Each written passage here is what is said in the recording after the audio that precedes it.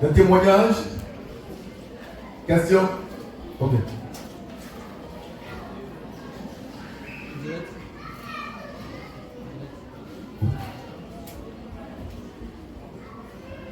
Oui. Je me pose une question. Oui. Puisqu'il y a plus de femmes que d'hommes. Oui. Mais est-ce que toutes les femmes sont nées pour se marier? Très bien. Alléluia! On suppose que les scientifiques ont pu démontrer mathématiquement qu'il y a plus de femmes que d'hommes. Maintenant, ils demandent, est-ce que toutes les femmes doivent se marier?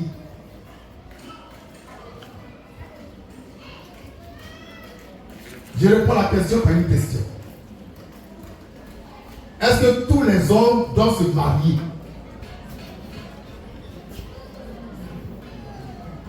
Est-ce que tous les hommes doivent se marier? J'en connais deux qui ne sont pas mariés. Je connais deux hommes qui ne sont pas mariés parce qu'ils sont morts. Il y a Jésus, l'homme Jésus. Vous êtes marié? Non. Et pourquoi tu dis alors? Alléluia!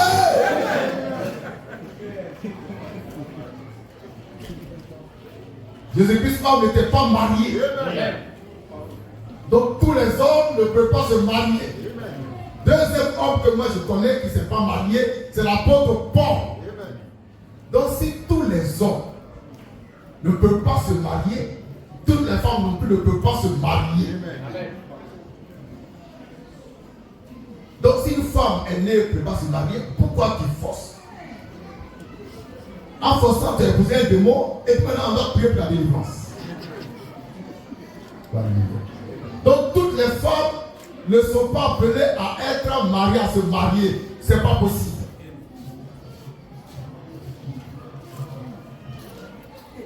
Ainsi que tous les hommes, ils ne sont pas destinés au mariage. Il y en a qui vont se marier, il y en a qui ne vont jamais se marier. Et j'ai pris deux cas très clairs. Indiscutable. Jésus-Christ, homme, il ne s'est jamais marié. Et l'apôtre Paul, qui ne s'est jamais marié non plus.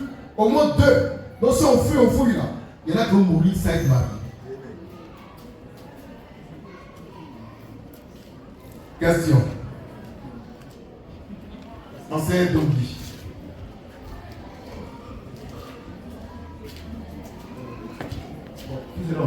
Pour moi, ce n'est pas une question, c'est juste une précision par rapport à la proportion des femmes ici en Côte d'Ivoire. D'accord. Selon les données de l'Agence nationale de la statistique de 2021, selon le recensement qu'on a eu à faire, oui, il y a 47,79% de femmes en Côte d'Ivoire. Oui. Maintenant, si on consulte les données au niveau du monde entier, il y a 49,06% de femmes. Oui. Donc, je ne sais pas où je demande la question va aller apprendre ces chiffres. Donc, il y a plus d'hommes. Il y a plus d'hommes que de femmes. Ah bon? Oui. Mais l'enfant il est né pour mentir ou quoi? Aïe! Oh, je n'ai pas pris la vidéo là. Gédéon de la que tu vas dire, il y a plus de femmes que d'hommes. C'est pourquoi il faut prêcher la polygamie. C'est-à-dire, maintenant Gédéon apprend lui, bien. Lui, il est ingénieur en statistique. Et c'est eux qui comptent les hommes et les femmes. Voilà. Il faut le recensement national. Et il dit pour le micro, il faut bien l'expliquer. Vous ne savez pas ça? Selon le recensement qu'on a eu à faire en 2021. 2021, oui. Voilà. Donc les données sur le plan global sont disponibles sur le site de l'Agence nationale de la statistique. Oui. Il y a 47,79% de femmes en Côte d'Ivoire. Oui.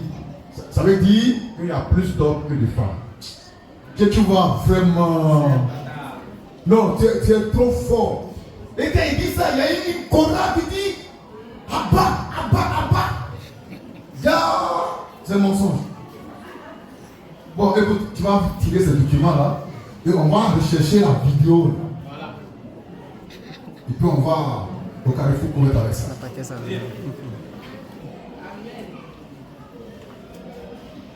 Question.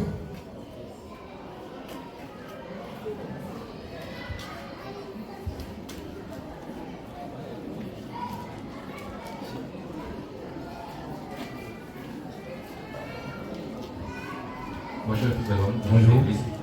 Nom et prénom. C'est pas Mathias. Très bien. Bon, l'un des versets qu'ils utilisent pour justifier la polygamie, Oui. c'est Ésaïe 4, verset 1er. Ésaïe 4 premier, dis-moi. Ésaïe 4 premier, c'est ça qui est le fondement doctrinal de ceux qui défendent la polygamie. On va dire Ésaïe 4, verset 1. On va dire ça. Ésaïe 4, verset 1. Oui. Et cette femme, Et cette femme, oui. 1, 2, 3, 7. Voilà, oui. cette femme, Oui. saisiront ses jours, Oui. un seul homme, Oui. et diront, Oui. mangeons notre pain, Oui. et nous vêtirons nos habits. Oui. Faisons-nous seulement porter ton nom. Oui. Enlève notre opprobre. Très bien. Ça est dans la doctrine de Christ. Est-ce que ça là, c'est dans la doctrine de Christ? Non, c'est ça qui m'intéresse. Non. Non, donc on parlait ça. Faut pas te fatiguer. C'est-à-dire, ils vont te faire un tourbillon, ils vont te tourbillonner dans les versets. Est-ce que ça là, ça fait partie de la doctrine de Christ? Si oui, maintenant le débat est ouvert. Sinon, on parlait ça. Question. J'ai pas le temps. Hein. Est-ce que ce que Isaïe a dit, ça fait partie de la doctrine de Christ ou des apôtres? Non. Ça va? La polygamie ne fait pas partie de la doctrine de Christ. Pour nous, ce n'est pas valable. Amen. Elle n'est plus d'actualité dans l'église de Christ. Dans l'Ancien Testament, et c'est là leur force pour égarer la multitude, ils disent, mais regardez David, il a eu 500 femmes. Salomon, son fils, en a eu 1000. 1000 femmes pour 3 enfants. Salomon, ce n'est pas un vrai Moukousset. La plus parole. 1000 femmes pour 3 enfants. Aïe. C'est même pas clair même. C'est même pas clair. Mais pourquoi nous parler de Salomon et David alors que nous avons les rois du Nouveau Testament? Il y a Jésus, il y a Paul, il y a Pierre. Pierre a eu pour une femme, une seule femme. Et là c'est écrit dans la Bible. Mais alors, pourquoi nous ramène toujours à Salomon, toujours à David, alors qu'on prétend se réclamer de Christ? Ça veut dire qu'il y a quelque chose qui n'est pas clair. Ne me ramenez pas à David, ni à Salomon. Parle-moi de Christ. Parle-moi des apôtres de Christ. L'apôtre Paul, l'apôtre Jean, l'apôtre Pierre, dont nous avons le témoignage. Parle-moi de leur vie conjugale. Est-ce qu'ils étaient polygames? Et puis le débat est clos. Mais si tu les ramènes, vous écoutez? Si tu me ramènes à David, à Salomon, moi je ramène à Adam. Mais oui. Moi je saute les deux là, je vais jusqu'à Adam. Amen. Maintenant on dit comme ça. Amen. On dit bon. Moi je saute David. Je saute Salomon, je vais à Adam, le premier homme. Là il faut les femmes. Non. C'est un débat de coût commune. Amen. C'est un débat de coût commune. Isaïe qui a écrit ça le livre de femmes. Alors s'il y a un verset qui dit cette femme veut porter le nom de quelqu'un pour ne pas avoir honte, face à la polygamie, tu es sûr. Tu es sûr ça. Papa et maman, la Mansèche dit que la polygamie ne fait pas partie de la doctrine de Christ, point à la ligne.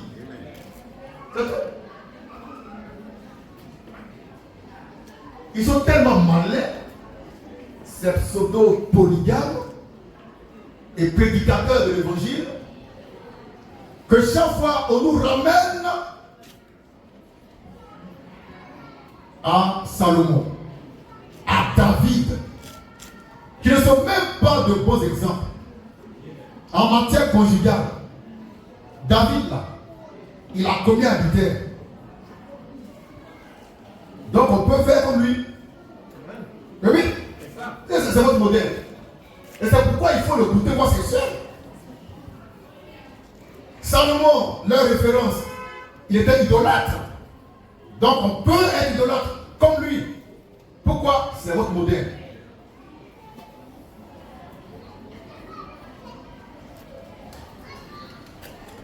Question. Oui, viens. Ma serviette, s'il vous plaît.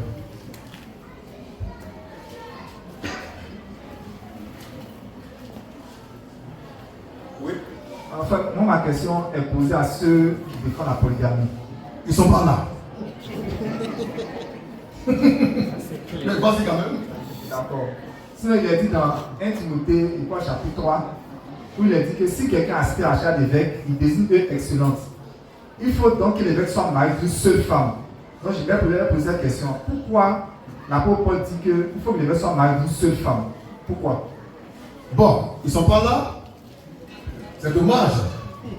Mais quand ça a été posé en direct, j'espère qu'à 16h, ils vont nous trouver au Carrefour Koweït pour répondre à la question. Lisons 1 Corinthiens 7. De l'apôtre Paul, l'apôtre des païens, le chouchou des chrétiens, dont ils sont imitateurs d'après eux. Paul dit quoi? Lecture. 1 Corinthiens 7, Oui. verset 1er. Oui. Pour ce qui concerne Oui. la chose dont vous m'avez écrit, Oui. je pense qu'il est bon Je pense qu'il est bon pour l'homme pour l'homme de ne point toucher les femmes. de ne pas toucher de femme. Je pense qu'il est bon pour l'homme de ne pas toucher de femme. Je reprends ça. Hein? Je pense qu'il est bon pour l'homme de ne pas toucher de femme, de ne pas avoir de rapport sexuel. Là-dessus, Toutefois, avant de lire la suite, est-ce que quand quelqu'un parle comme ça, il peut être polygame? Jamais. Il dit ne même pas toucher femme. Et toi tu dis, vive la polygamie. Attends, tu es fou de malade. Quelqu'un te dit il est bon pour l'homme, pour toi de ne même pas toucher de femme. C'est ça non? Et puis toi, qui imite Paul, tu dis, vive la polygamie. Tu es un fou. Lecture. toutefois, pour éviter l'impudicité, Pour éviter l'impudicité, que chacun ait sa que femme, chacun ait sa femme, sa femme et que chaque femme et que chaque femme ait son mari. ait son mari. Prenons la version d'Abi.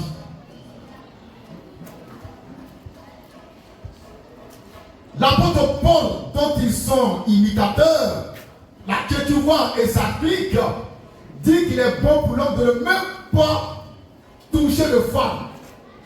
Un tel prophète ne peut pas encourager la polygamie. Ce n'est pas possible. Là-dessus.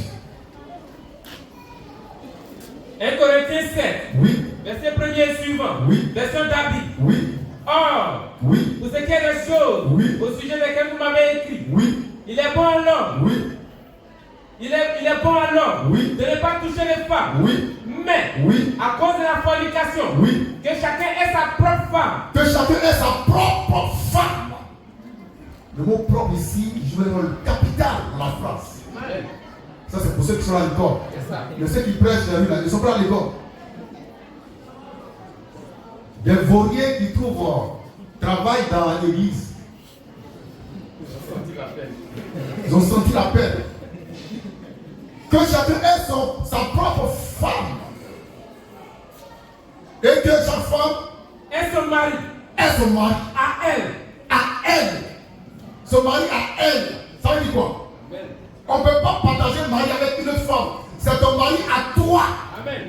C'est pour toi seul. Amen. Donc la monogamie. Amen. Si ton mari a deux femmes, c'est un bâtard. Même s'il te sort Isaïe 1, 4, Isaïe 4, verset 1. Mais s'il dort dans ça, là, c'est un bâtard. Nous, on n'est pas dans Isaïe 4, 1. On est dans 1 Corinthiens 7. On est dans l'église. Papa, c'est maman, on est dans l'église de Christ. Amen. Sous la nouvelle alliance. Nous, on n'est pas le peuple d'Israël. Amen. Pour faire des bêtises. Nous sommes dans l'église que Jésus-Christ a bâtie. Amen. L'apôtre Paul aussi est dans cette église-là. Amen. Et il écrit aux Corinthiens qui sont dans la même église que lui. Il a dit que chaque femme est son propre mari et que chaque mari est sa propre femme. Amen. Pour éviter la fornication. Sinon, l'homme ne doit même pas avoir de possession. Alors, un tel apôtre, vous l'imitez, vous dites, vive la polygamie. Vous êtes des enculeurs spirituels, des voliers, des diables, des salauds, des brigands. Vous brandissez la Bible qui est même pas la parole de Dieu. Amen. Alléluia. Ils ont dit dans une prédication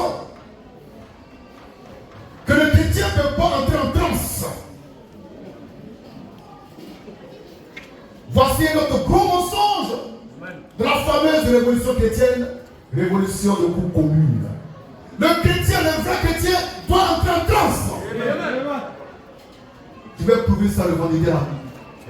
Le vrai chrétien doit entrer en transe. Peut entrer en transe. Dieu lui-même te fait entrer en transe. C'est écrit dans la Bible. Ça c'est Amen. Tu ne peux pas être en extase sans passer par la transe.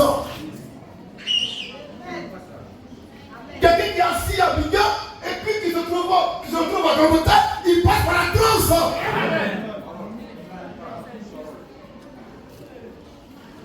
Papa et maman. Quelqu'un assis là, avec toi, et puis se retrouve 2000 en arrière. C'est pas simple. Amen. Il y a un mystère de la transe. Transe divine. Car il y a deux sortes de transe. La transe divine, la transe diabolique. Il y a combien là? C'est transe diabolique. Mais les vrais prophètes, c'est la transe divine. Amen. L'apôtre Pierre, quand on partait le chercher sur ordre de l'ange, Amen. il était en extase. En extase. Ça veut dire qu'il était dans un moment de surexcitation extrême. Au point que ses sens, ça ne marche plus. Sa lotion. Il était en extase.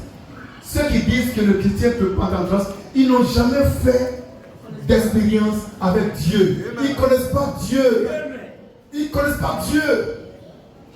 Lorsque Salomon devait commencer son ministère, la Bible qu'ils aiment dit qu'il a été saisi par l'Esprit de Dieu, qui l'agitait. Est-ce que vous trouvez ça? L'onction agitait Samson, ça l'agitait. Ça l'agitait. Et quand ça l'agite, il prend un lion, il casse à deux. À main nue. Toi, tu ne fais pas trans là, tu es pédé. Tu fais le mougoupan. Tu fais le devoir sexuel. La transe est divine.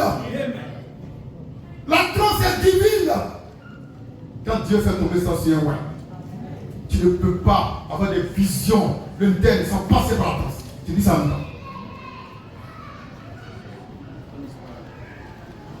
Ils ne connaissent pas Dieu. Ils n'ont pas d'expérience surnaturelle avec Dieu. Puisque la Bible dit on s'en fout de la Bible. Amen. Amen. Amen. Papa et maman, on peut lire ça dans tous les passages. Juge combien? 14:6. Juge 14:6. Comment lire? Là-dessus. Juge 14, verset 6. Oui. L'Esprit de l'Éternel saisit Samson. L'Esprit de Dieu saisit Samson. Et sans rien avoir à la main. Oui. Samson déchira un lion. Oui. Comme on déchire un chevreau. Oui. Et il ne dit point à son père. Oui. Et à sa mère. Oui. Ce qu'il avait fait. Oui. Où l'esprit l'agitait. Il y a un verset où l'esprit de Dieu agitait Samson. Bon, les versets que je ne comprends pas par cœur, c'est un peu compliqué. Mais il y a un verset où l'esprit de Dieu agitait Samson. Quand ça tombe sur lui, il agitait. Et je vais sortir des versets où Dieu dit à quelqu'un de prophétiser. Oh, la parole. Où Dieu dit de faire ton plan avec les excréments humains. Tu vas manger ça. Ézéchiel 4. Excusez-moi, on va dire un peu avant de continuer. Il y a deux sortes de trans. C'est ça qui fait ce beau, Jean. Tu as trouvé? Bien. Juge 13, 27. Juge 13, 27. Lecture.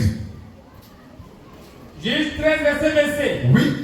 Et l'esprit de l'Éternel Oui. commença à l'agiter. Commença à agiter qui? Samson. Maintenant, comment est quelqu'un qui est agité? Qui peut jouer à quelqu'un qui est agité? On va voir. Viens mimer ça, tu es agité. Non, tu es agité quoi? Tu es agité. Alléluia! Tu es agité. Lorsque l'ancien est tombé dans la chambre haute, les pharisiens ont pensé que les fidèles de Christ étaient ivres. Mais pourquoi? Ils dandinaient. Parole. Ils dandinaient puis ils prophétisaient. Ils étaient ivres. Amen. L'onction va te faire danser. Te comporter comme quelqu'un qui n'a pas de valeur. Amen. Ils étaient ivres du Saint-Esprit. L'ivresse, quand tu es ivre, non, tu fais des choses bizarres. Pourtant, c'était l'Esprit de Dieu qui faisait ça. Et quand Dieu tombait sur Samson, ça agitait, ça le secouait. Et puis quand ça finit là, Samson devient une autre personne. Ceux qui n'ont jamais été agités par l'Esprit de Dieu, on les connaît, hein? Sont pédés, sont adultères, c'est les mougoupas, c'est les mougulis, à outrance.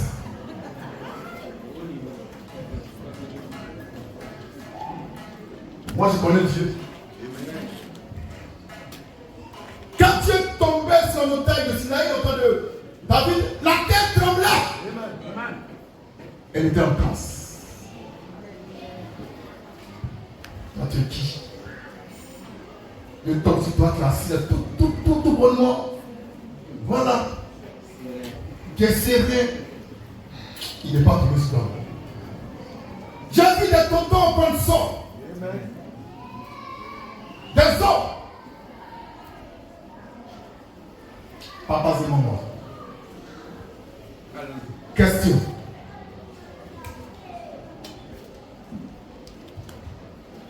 Rendez-vous vendredi prochain à 20h30. Je serai en direct pour prouver que le chrétien, le vrai chrétien, peut tomber en transe sous l'action du Saint-Esprit. C'est pas le diable. C'est pas le diable. C'est Dieu qui fait ça. Amen. J'ai vu le sentier du ciel. Je n'étais plus moi-même. J'ai vu le sentier du ciel. Le sentier du ciel, moi j'ai vu ça. Je n'étais plus moi-même. J'ai devenu mystique. Amen.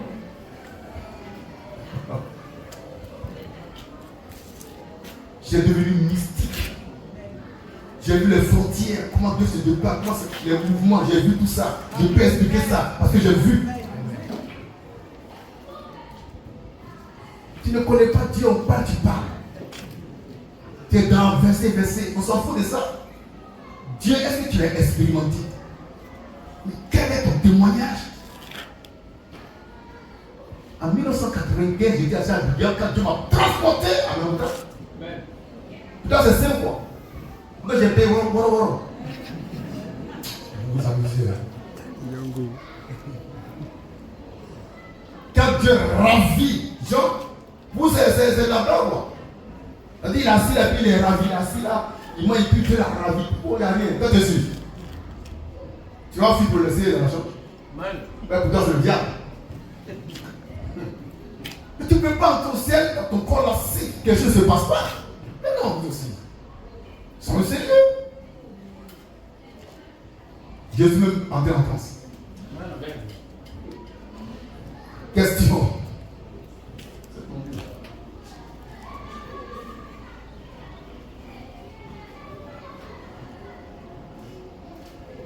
Plus de questions, on peut continuer. Bon, on va. Ça c'est une question-réponse. On va arrêter ça.